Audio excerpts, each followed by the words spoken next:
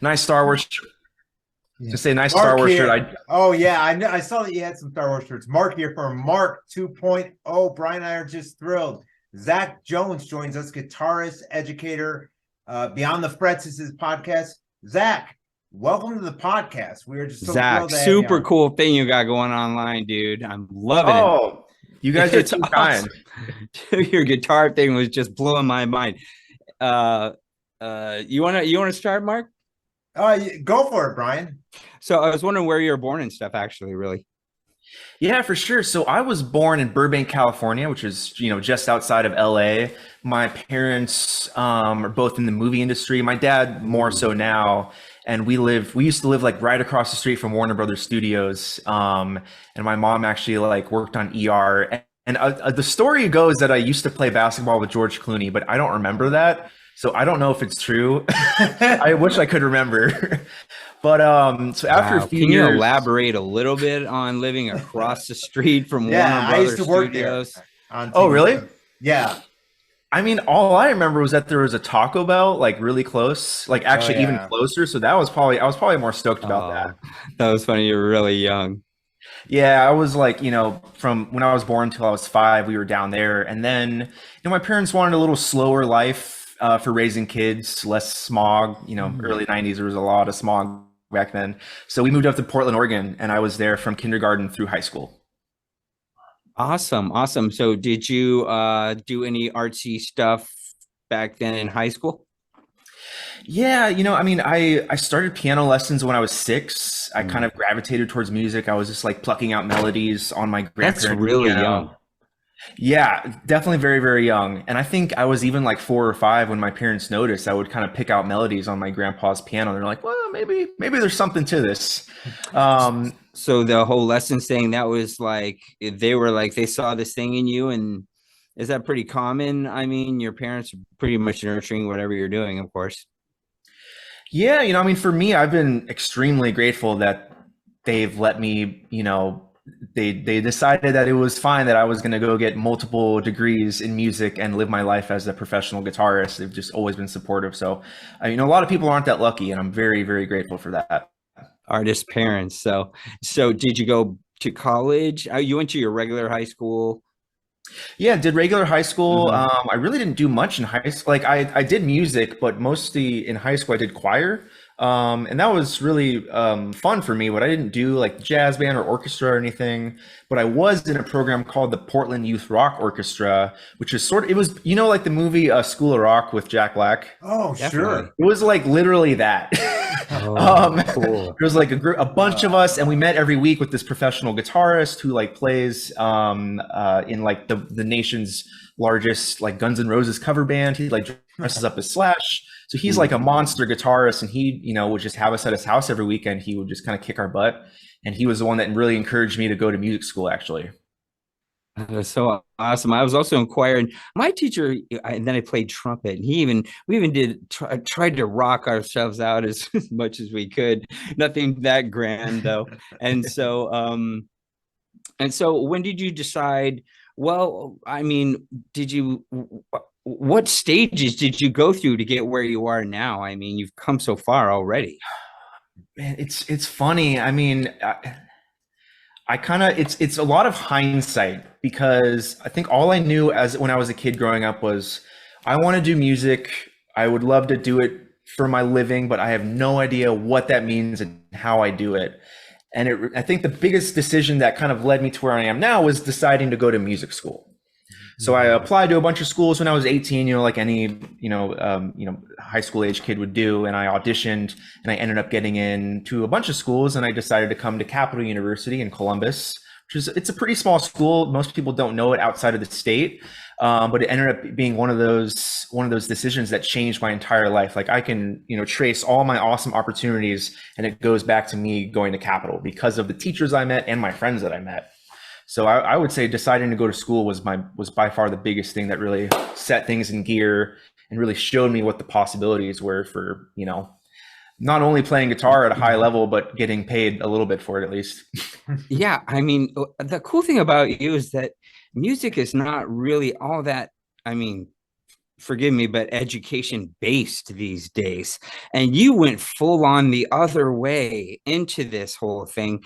And now, I mean, forgive me for just kind of seeing all this for the first time. Yeah. I'm impressed by the way that you're just totally self-funded in this. I mean, it looks very cutting edge. It looks like you're doing everything yourself. I mean, is that basically it? I mean, it's awesome. It's the way it's It really set is. up is awesome, and everything. It's just looks really highly polished and everything. How did you get all of that done? I mean, how long did that Wow. take and stuff? Thank you. I mean, Yeah, it's talk amazing. about kind of what you see online, basically. Yeah, yeah. I mean, the way you want to be a teacher, and you have Yeah. it totally online based. I mean, yeah, there's some YouTube guys like that, but you have the education and everything to back it up. So you seem like a really high level of education that seems to be available for the first time, really, that I can see online. Yeah, I mean, my kind of life as an educator. So most people that go to music school, it's incredibly hard to live solely off gigging. And I did it for a while, but that meant I had to be in cover band and wedding bands. I played in a reggae band that toured Florida. I mean, I said yes to everything, which was awesome. But the other part of that was, your most consistent money is often teaching. And so I would teach at local studios. And, for the first few years, I was like, okay, this is cool. It's a consistent paycheck, but I didn't know if I loved it. But the older I got and the more I realized, how education and mentorship really impacted me, I realized that I could start giving that to younger students. And I started just really getting involved as an educator, and I wanted to get better, and I just really ate it up. It just really kind of fulfills me. So the older I got, the more I realized that, A, I wanted to do it and I was really passionate about it. And B, I had some sort of an angle that maybe I could capitalize on that I wasn't seeing online. Like I kind of have a sort of specific brand as far as my teaching style. And in the topics I talk about, a lot of people say that, oh, this is the first time I've really heard people demystify that. Because there's a lot of, not to get too in the weeds with jargon, but there's a lot of musical elements that are taught in like really heady and kind of complicated ways. And I think there's a lot of it that can be simplified. And that's kind of my whole goal. I want, no matter whether you're a beginner or a pro, I want them to take something away from my videos. So that's kind of like the main like nugget that I'm always trying to do. I saw you like talking about all these different guitars in this video, and it was just fascinating. I think it was you were trying to tell people what to pick or something like that. I see you got guitars in the background there. Oh yeah. Yeah. What do you got right there? Oh, that one's really nice. Oh yeah, this is I am lucky to have a very good friend that builds guitars. His name is Denny Kopp. And this is one of his custom guitars. He lives on an island in northern Ohio. He basically just has a shack and drinks scotch and makes guitars. So he kind of has the best life ever. Wow. And I'm one of his artists, so I have two of his guitars, a third on the way, and they're amazing instruments. Wow. So what makes them amazing? Is it like the wood and stuff? I hear all kinds of stuff. I mean, I've played guitar for a long time and I do it professionally. I'm not much of a gearhead. Like I couldn't even tell you what the wood is made out of. It's just something about his touch and his artistry. It's very light. It's like very, very light and just easy to play. And it just has a sound that it's hard to compare. And to me, I can't say either, well, it's like an ebony finger. Yeah, I don't know the details. I don't even care. Just what does it feel like and sound like to me? What kind of different people approach you on like styles? Do some people want to be like highly educated in music theory and others just want to kind of do something in just like that guy or something like that? Do you take on all kinds of stuff like that? I take on anyone and everyone because that's how I've learned. I've got an undergrad and master's in jazz guitar, but I spent a lot of years not in school where I was kind of learning on the streets and like really kind of trial by fire, getting put under the wing of older mentors in town. Some of the best musicians out there have taken me under their wing, and that's kind of the old school way of learning. So I've had both. And I'm very much a product of both. So I understand the importance of theory and being able to read music, but I also understand the importance of learning things by ear and being more intuitive. So I kind of like to give my students a mix of both, but if they're the type that never wants to read music, well, I don't think they need to. You know, I don't think it's a requirement. It really just depends on what they want to do. So I think that's what I've learned about education is that I have to or I want to adjust my teaching style to the student, because some people don't, which is fine. It's like they come to you or you come to them and they say, hey, here's how I do it, and you're going to do it that way. And that can work for a lot of folks, but I like to try to adapt and say, hey, you want to learn AC/DC? That's cool. Let's do that. Oh, you want to learn Miles Davis? Let's do that. Oh, you're a fun teacher. That's awesome. That's great. It's all, music is just, you don't torture your students. No, With music no. theory and scales and stuff. Right. So let me ask you this. So you were like, gotta be about as educated as you can be, you know, so you take this down into the street. Where do you like to go first? I mean, What do you mean that? What do you mean the street? What area is that? Okay, that's a fantastic point. So when I say like the streets as a musician, I mean clubs and bars where especially not only your peers are hanging out and playing, but the older musicians. I always gravitated towards the kind of the legends of the Mid-Ohio area. There's a lot of world-renowned musicians that live in Columbus, and I always thought, well, I want to play with them, so the best way to play with them is to go to their gigs and hang out and start asking questions. And then eventually I got in their sphere. They're like, oh, maybe I'm going to call Zach for a gig. And then that's where my training and my practice comes in. I showed up, kicked butt, and they're like, all right, you're cool, you're in. Now I'm going to call you.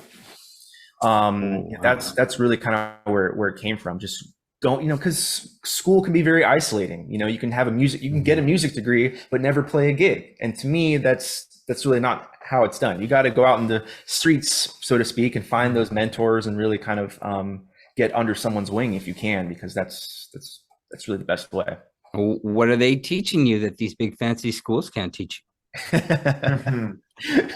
So, I mean, they've been in it their whole lives, and there's nothing that can prepare you for being on stage with some of the world's greatest musicians and being able to adapt and hear what they're doing in the moment and make music creatively. You can practice all day, you can go to classes all day, but nothing prepares you just like being on stage and doing it. And they gave me many years of opportunities. I've been playing with these mentors for years. So it wasn't like I had one gig and suddenly I was amazing. I had one where I probably sucked and was young, and they said, you know what? I'm still going to give you a chance because there's something there. And then they kept calling me, and then I learned every time. You're really cool. You'd be a cool teacher. I did plenty of gigs and I sucked plenty of times. I'm so glad I did it. I had a great time. It was the time of my life. I would not trade that suck for anything, because it got me the ability to get over the disappointment of something, made me want to go back out there again and try it again. And, and by the way, I love Star Wars. I watch all kinds of. I heard you love Star Wars. Oh yeah, I saw that. Mark. That's Mark, why don't you talk, because I'm gonna hog this guy. No. I just wanted to ask, what's your favorite music styles, and what bands or musicians that you grew up with? Yeah, I mean, I'm all over the map.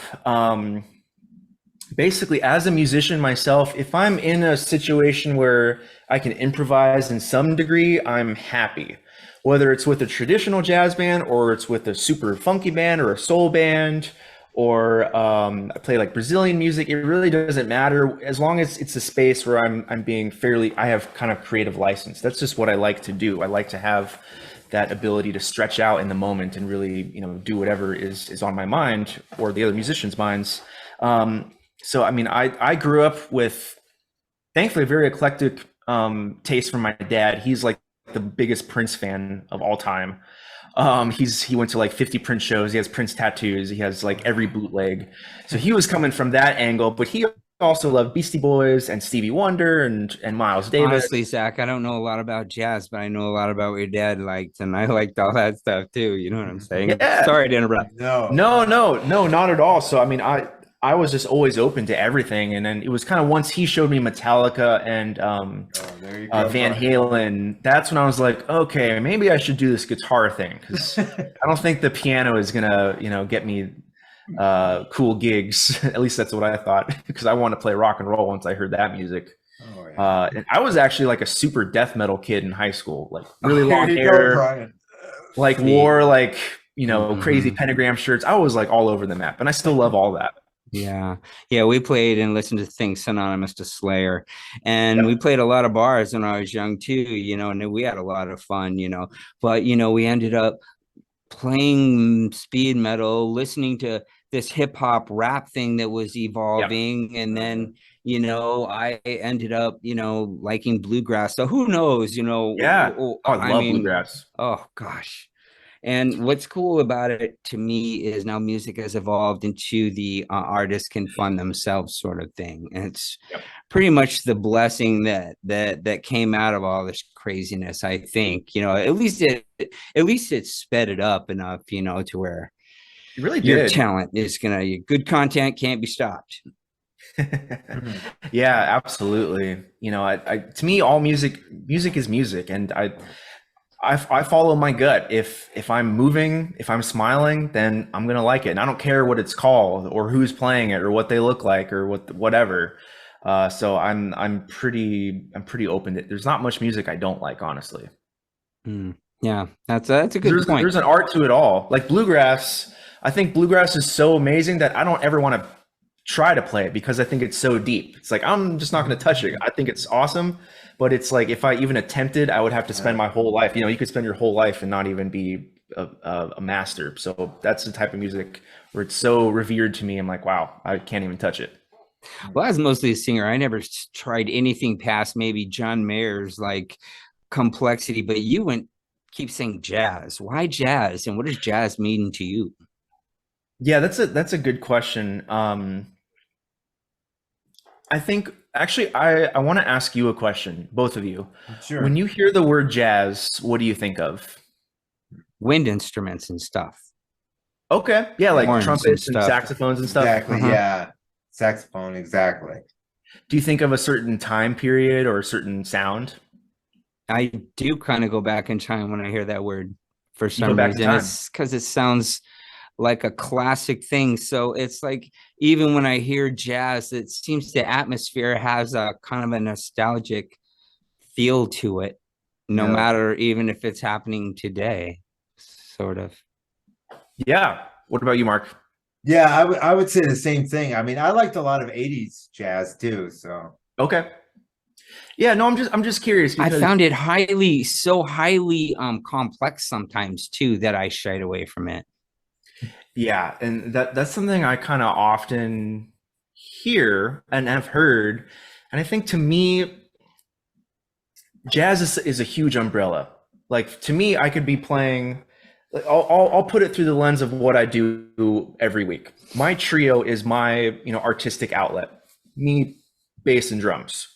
But on any given gig, I'll play everything from classic jazz standards, Miles Davis and John Coltrane, to David Bowie and Hank Williams and Randy Newman and Nora Jones. So I like to filter in Bill Withers, literally all types of music, because that's what jazz was founded upon. They just played popular songs of the time, which happened to be Broadway and Hollywood music and like piano sheet music, because that was the biggest form of entertainment. So now I like to take songs that people usually know, at least more so than the jazz standards, frankly, because it's just way out of our kind of zeitgeist.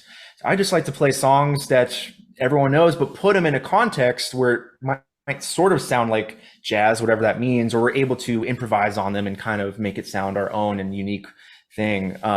Now, listening to you talk, a perception that I've always had came to mind, and I hadn't thought of it yet. But listening to you talk, well, we do this, we do this, and we do this. I always saw jazz musicians as being the most improvisational. Yeah. And the most I just like I would say improvisational is the most the best word that I have. Everybody else seems to like do it the same every time, where jazz musicians throw stuff in all over the place and it's never the same almost any time. Sometimes. Yeah, I mean, there's definitely there's a spectrum. I always respected that, and so to me, that's a higher level of learning. Just doing that, just being able to do that. Like I could have never done that live. I didn't have the the know-how or the guts to do much of that, you know. Anyway, go on. Yeah, no, I think there's a spectrum of improvisation. And I think jazz certainly lies on the end where there's a lot of improv, but there's also sort of there's also some aspects of jazz where, to me, because I've been in it so long, a lot of it can be the same, even though to outsiders it's not the same. So as a musician in it, sometimes I'm like, well, how can I really do things differently? So I think about that a lot. And So maybe you have potential students, you know, and they're like me, they're on the ledge and they're like, no, I'm going to jump. And you just like, no, listen to me. Jazz is not, you know, what would you say to someone if they're interested in jazz but intimidated by jazz? Is that an issue? It is an issue. It's a huge issue because with jazz, we think of improvisation, and improvisation can be very scary or daunting for people. That's usually the biggest hurdle, because it's the hurdle is not usually learning a melody or playing scales. The hurdle is, well, how do I play a solo? How do I just pluck these notes out of the air? You know, it seems like a magic trick, but it's really not a magic trick. And this is one of those concepts that I teach a lot. I talk a lot about in my videos and in my private lessons and at these schools, is about improvisation, and about kind of the myths and sort of the stereotypes about it. And I guarantee that all of my students that I have, no matter what age, I can get them improvising in a confident way almost immediately. Wow. Because we just have to take some barriers down. That's awesome. And you'll teach anything people want to learn. So whoever, you know, if people want to hire you for whatever reason, so listen up, guys. You know, if you're interested in music and there's something you want to accomplish, I would talk to this gentleman right here. I mean, you know, Oh yeah, Zach is the man. That's educated for in sure. every way from Sunday, you know, and just, you know, from guitar to everything else and music theory. And so, yeah, wow. Yeah, I would definitely seek out your learning, or if I was going to go into something, you know, in a serious way. I appreciate that, Brian. And I mean, I've never seen such a high level of education. It's No, not just not like at all. watching videos. I mean, there's really a lot of really academics involved in all this. I mean, what did you have to go through to get all of these like degrees and stuff? How long did that take, really? Well, I mean, you know, my undergrad degree was a traditional 4-year experience, and really in music school as It's a a long jazz. time, bro. Yeah, Yeah. for music. Yeah, Well, it is. that was the first degree. That's The other one took Wow. 2 years. Okay. So I guess 6 years total in a traditional, you know, university environment. But you know, a lot of that is playing, which is so much fun. And I say this every day. You know, I don't go to work; I go to play. Ooh. You know, Smart. I like whenever I that. go to a gig, I don't tell my girlfriend, "Oh, I'm going to work." It's like, no, I'm gonna go play. And I'm like really lucky to be able to say that, even though sometimes it's hard. Sometimes I certainly don't get paid a lot, and there's a lot of work involved. But you know, at the end of the day, I'm on stage making music with other people. If someone was in school, how you could kind of complement that by with your lessons or something like that. Yeah. Oh yeah, for sure. And I get that a lot. I mean, a lot of my students, you know, they're not like weekly, and I don't always recommend that either. So a lot of my students they'll do like monthly or every couple months, and I'll dump them with a bunch of information, and just kind of really check in with them and see where they're at, as opposed to always doing weekly. So like the frequency of lessons really just depends on what they want. And I don't always recommend doing weekly lessons. Sometimes they're the type of student where they just kind of need to sit on some information for a while. And I often find that I can help my students sort of synthesize everything they're learning in the classroom, because especially when you're in school, there's just so much coming at you from so many different educators, so many different teachers, that it can be kind of difficult to put it all together on their own when they're practicing. So that's kind of where I come in often. I can kind of help them tie all those pieces together. That is nice. That is nice. So what kind of lessons and how often would you see a student like who's a beginner compared to someone who's like you know, kind of more advanced? Yeah, so with beginners, I certainly recommend more frequent lessons, either every week or every 2 weeks. It depends on their age.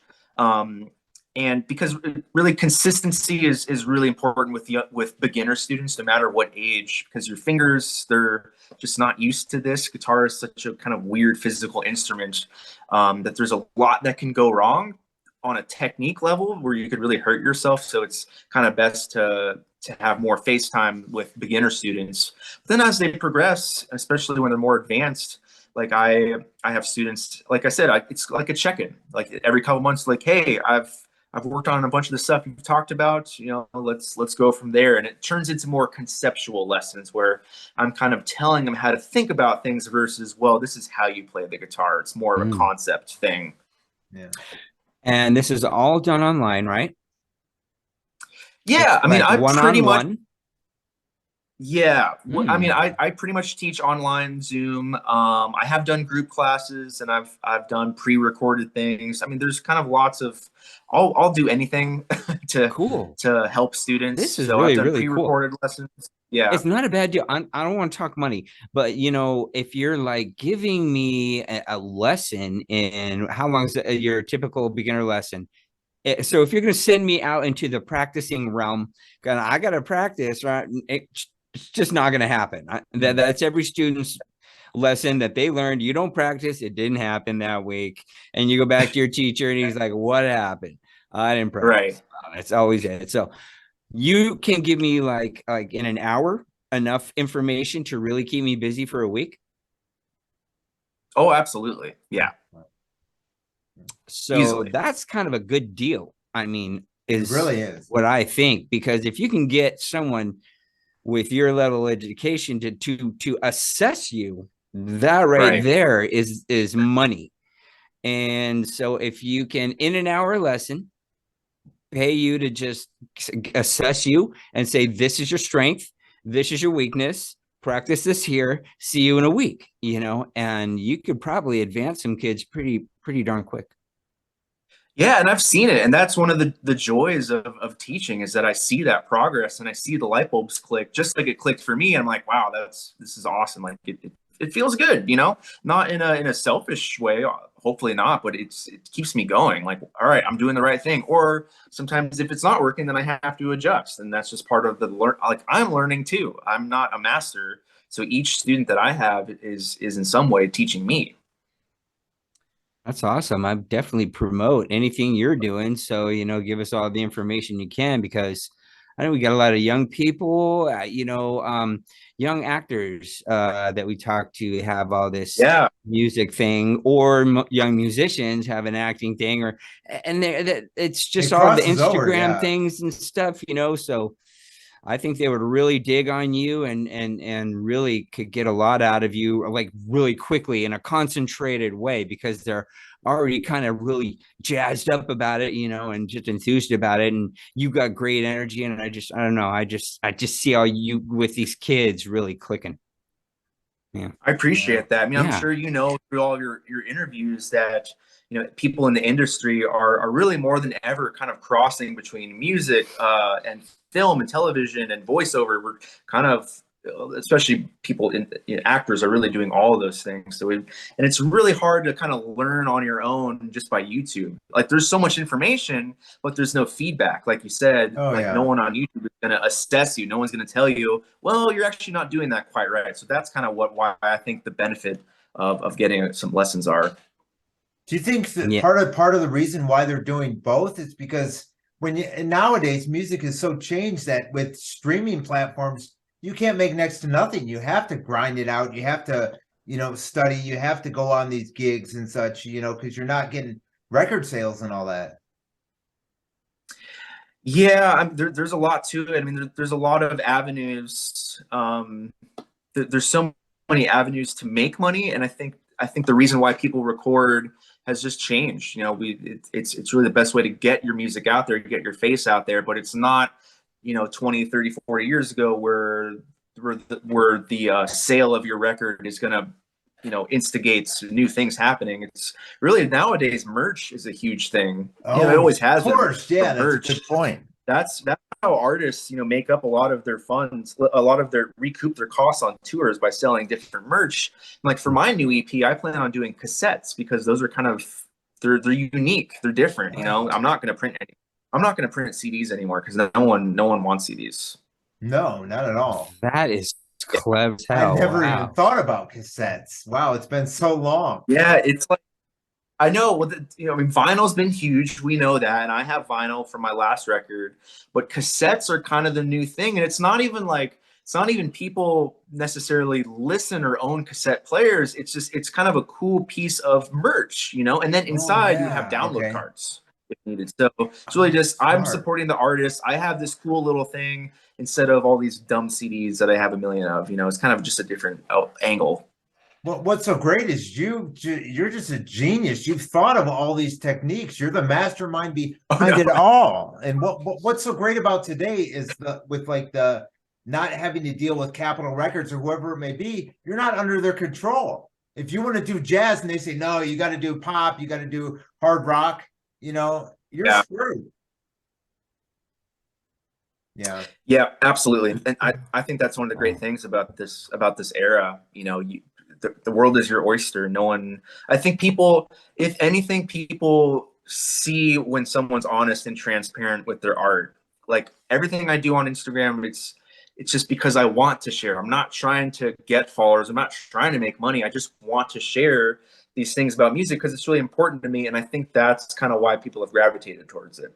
Yeah. Versus there's other types of, obviously, social media where people are more performative and trying to show a version of themselves that's not true or authentic. And I think people see through that. Yeah, I agree 100%. I mean, look at something like TikTok where they're just trying to get views. Yeah, I know. Let's talk about Patreon. Oh yeah. Okay. We have now Patreon's cool because I like I said, I like bluegrass, you know what? And I like someone who I've never heard anyone say their name before. And no one has, I play it out loud and no one's ever said, hey, that's so-and-so.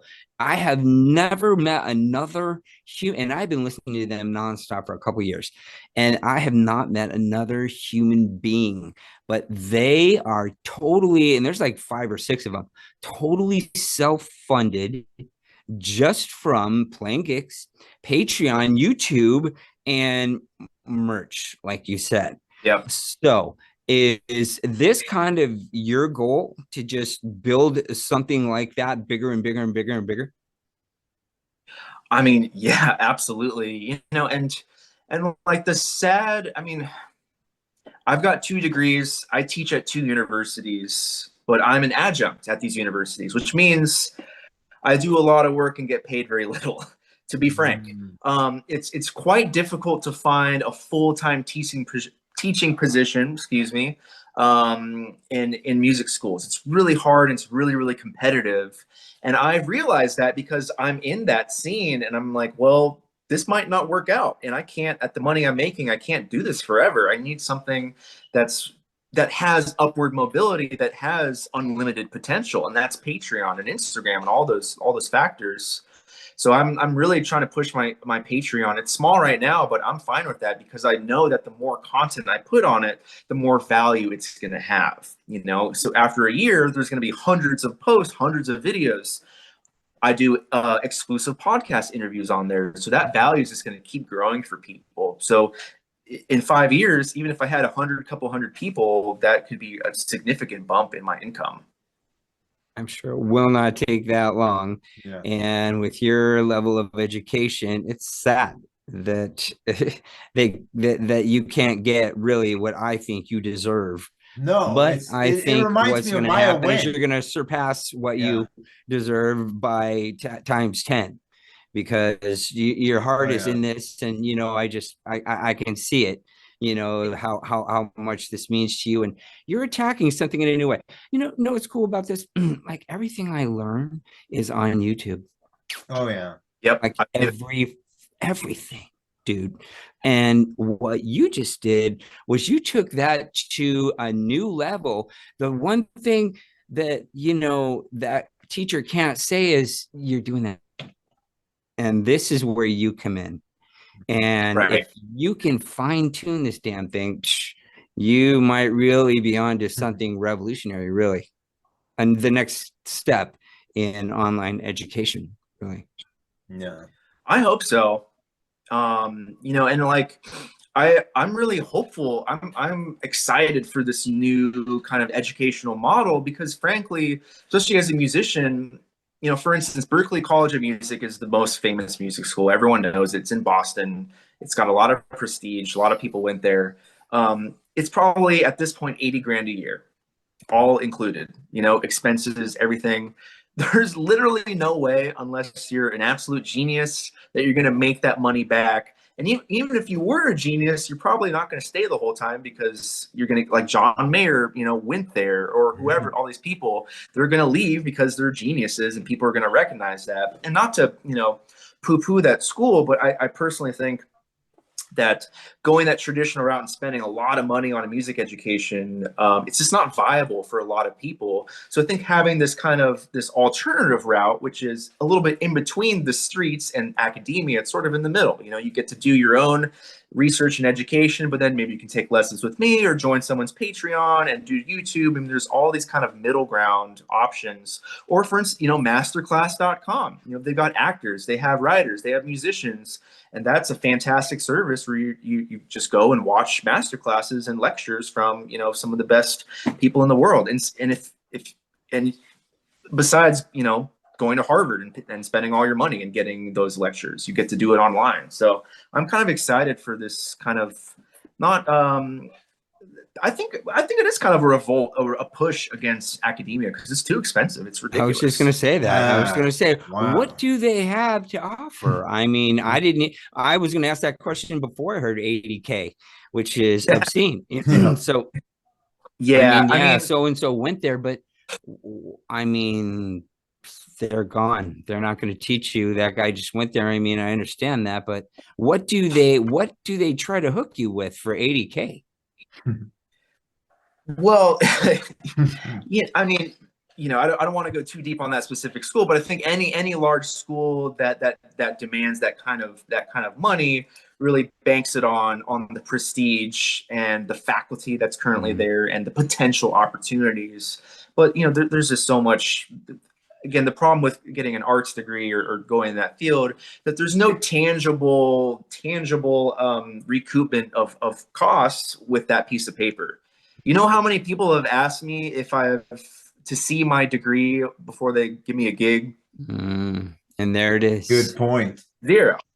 You know, like no one said, "Hey, you know what? Can you do this gig? We're going to be playing at the Troubadour in LA. But you know, before I hire you, I want to see your master's degree. Like, can you just like send a transcript?" It's never going to happen, ever. Oh, yeah. There's the only tangible reason, or the only tangible thing that my degrees gave me is the credentials to teach at the university level. But besides that, it's really nothing inherently. Obviously, I gained a lot from it, but I don't get access to a secret level of gigs just because I have a degree. Versus if I was, you know, in banking or finance, yeah, you're going to get access to jobs that are literally going to repay your school costs in 2 years. Easy. You don't get that in arts.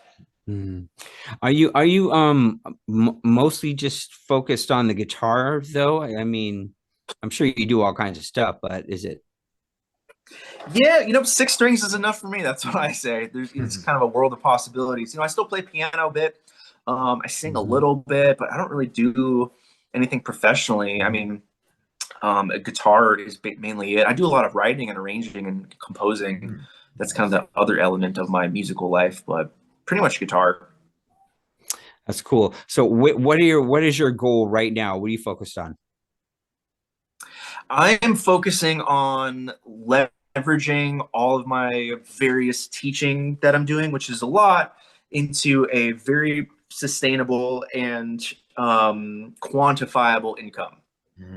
And not to make it about me or money, but I'm aware that I'm 29 now, and I know that I'm worth an amount that I'm not making right now, and I want to leverage everything I'm doing into that sustainable income so I can be a better teacher, so I don't have to worry as much, and I can pursue my art.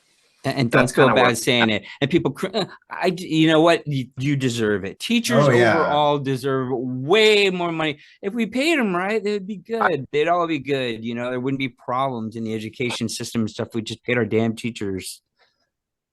Yeah. Man, tell me. I mean, I don't know how to say it any more plainly. I don't want to get controversial. Maya Wynn kind of talked about it last week. Remember? Maya Wynn was saying teachers are underappreciated. She's a musician who does her solo thing, but she's also in a band with Alex Lifeson of Rush. And she I listened she to that volunteers. episode. Yeah. Yeah. She volunteers, at schools, and she knows the importance of teachers. Now, is there Yeah. anything we haven't touched on that you were thinking you really wanted to come bring to the podcast? Because whatever you want to tell our viewers, what about your please do. podcast? Oh, yeah. Oh, well, my podcast is called Beyond the Frets, and that's kind of just my general brand. Beyond the Frets is Zach Jones. It's my Instagram, it's my lessons, it's my podcast. And the podcast really is just an outlet for me to reach out to my favorite musicians, and I get to pick their brains. I kind of steer away from biographical stuff that you can easily find, and I just like to get nitty gritty about education, about the music industry, music business, and just really kind of like street talks. It's like, how have these cats, I call them cats, how have they really made a living, a life out of music, and how can they give some good advice to people like me, who's in the younger generation, and that's a lot of my listeners are.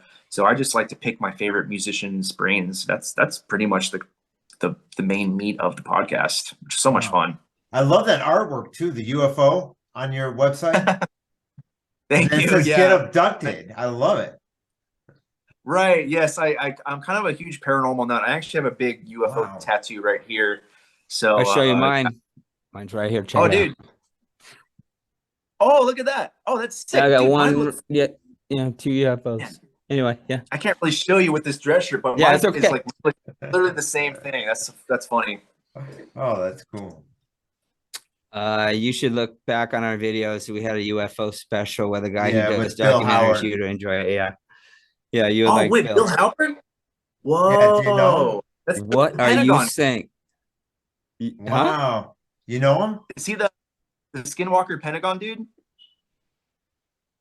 I don't think no. No, Okay, no. okay, This okay. guy's a Somebody else. documentary. He makes documentaries, but no, I don't think he's that same guy. No. Okay. No. Okay. Same name. Gotcha. Same name. Different guy. Yeah. Okay. Yeah. Yeah, but you would enjoy that video, I think. Yeah. Oh, you and really and would. he's got documentaries on YouTube that are just abduction things that you would probably dig on. Yeah. Woo. I'm Very, all about very that. cool. Very, I'm very all cool. about the spooky. Well, you have any more questions, Mark? No, we've gone for about an hour, I think. Oh man, that went by really fast. I really enjoyed. I could do another hour, but I'm not going to keep you. What would you Oh, like thank you to so tell much. our viewers? Yeah. What would you like to tell our viewers who want to get a hold of you and get in touch with you?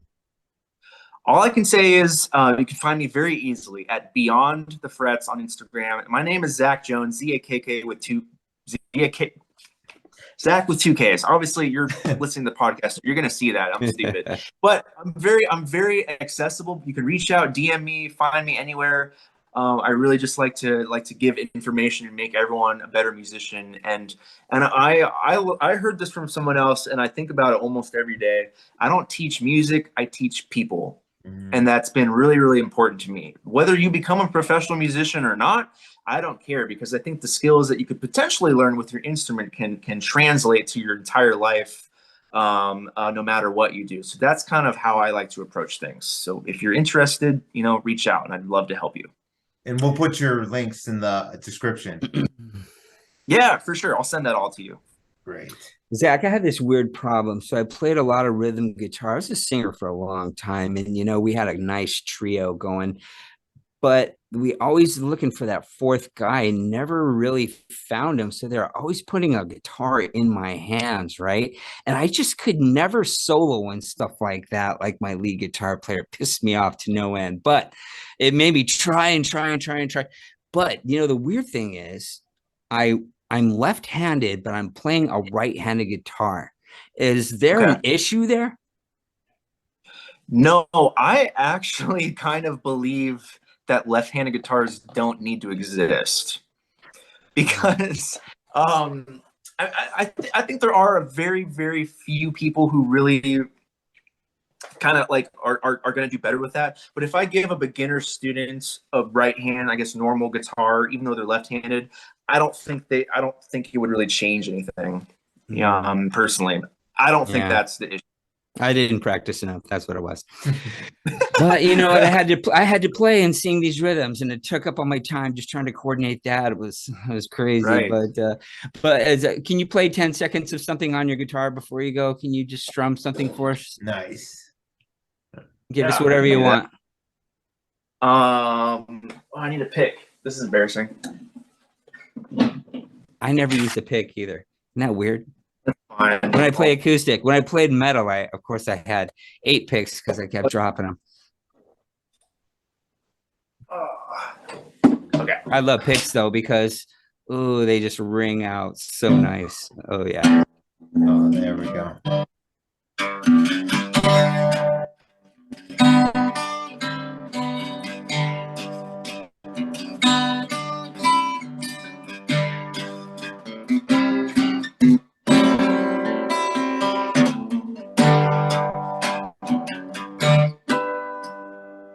Ooh, sweet, dude. All right, everybody, you want to learn guitar? This is your Yeah. guy. Zach is your Zach guy. Jones. Reach Yeah. out to Zach and he'll hook you up. You know, you take a lesson and you practice for a week. You're going to be amazed at how fast you advance. I remember Sure. learning these things, and I had like a guy like Zach who said, sit down, sit down, sit down. And I went, whew, I jumped forward really far. So I highly recommend getting a private tutor. It's not that much money. It's not that much time. Really, it's up to you. All you just need to be shown real quick, you know, and just practice your ass off. And you're going to be good like Zach, right, Zach? That's right. Right. Or your money back. There you go. Ooh, Nice. money back guarantee. Zachary, I money love back, it. dude. That's gonna go far. That's gonna Yeah. go far. You heard it here. It was great having you, bro. It And really was. anytime you Thank you want to guys so do much. something else, come on back. We'll have another hour of chat. Man, I had a Oh, great yeah. time. Yeah. Yeah, I really appreciate it. Mark and Brian. You guys are fantastic. And I look forward Thank to you. watching your other episodes myself. Well, Great. thank you. Thanks Thank so you very much. much. We appreciate it. Have For a good night, everyone, dude. Come Mark back soon. 2.0. Great.